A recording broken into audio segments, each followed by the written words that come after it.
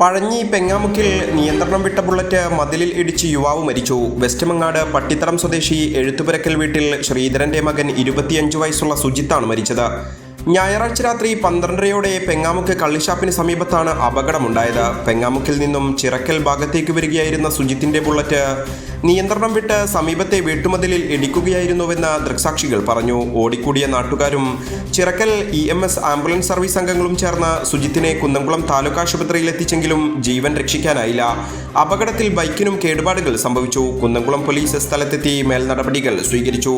Postmortem നടപടികൾക്ക് ശേഷം മൃതദേഹം ബന്ധുക്കൾക്ക് വിട്ടു നൽകും.